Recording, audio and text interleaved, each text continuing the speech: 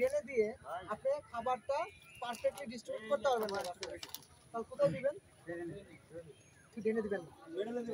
এই যে দুই গাছের মাঝখানে 5 ইঞ্চি পরপর হচ্ছে দেখেন, 6 গাছের মাঝখানে 6 ইঞ্চি পরপর।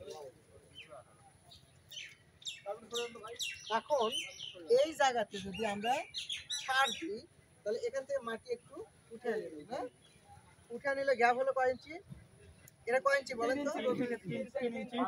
এটা হচ্ছে কয় ইঞ্চি আছে? 2 ইঞ্চি।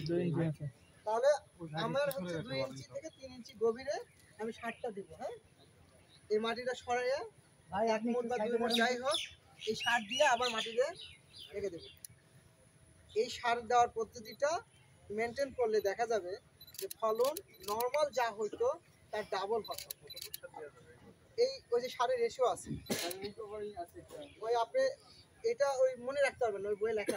ফল হারভেস্টিং এর পরে প্রতি 15 দিন পর 12 থেকে 15 দিন পর এই সারগুলো কন্টিনিউ করবেন। একই জায়গায়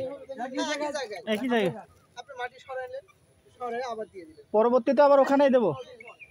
দিয়ে যদি মাটিতে রস না থাকে তাহলে পানির ব্যবস্থা করবেন। ড্রেনে না, সার ড্রেনে যাতে দেন, সার এখানে দিলে ড্রেনে দিলে সমস্যা নাই। কখন? যখন পুরোটাই গাছ আপনার মেলে যাবে, গাছ বড় হয়ে যাবে, তখন আপনি ড্রেনে দিলেন পানির সাথে ওইটা তখন নিতে পারেন। কিন্তু 60-70 দিনে খুব একটা বড় হয় না। ওই বড় হয়টা হচ্ছে 3 মাস পরে, তাই না? সেটা হয় কত? 3 মাস পর থেকে। গাছ থেকে কত মাস? 7 মাস, 6 মাস। তাহলে যখন গাছগুলো বড় হয়ে যায়, 100 দিন পার হয়ে যায়, তখন ওই ড্রেনে দিয়েও খাবার করা যায়। কিন্তু প্রথমে আপনি এইভাবে দিতে হয়। কতদিন পর? সবসময় এখানে দিতে পারে, সমস্যা নেই। গুটি আসার সময় কি সার দেওয়া যাবে স্যার? গুটি আসার সময় বলতে গুটি সেটিং হয়ে গেল, দেন সার দিবেন। আর তখন কি কি সার ব্যবহার করবে? সারের লিস্ট আছে।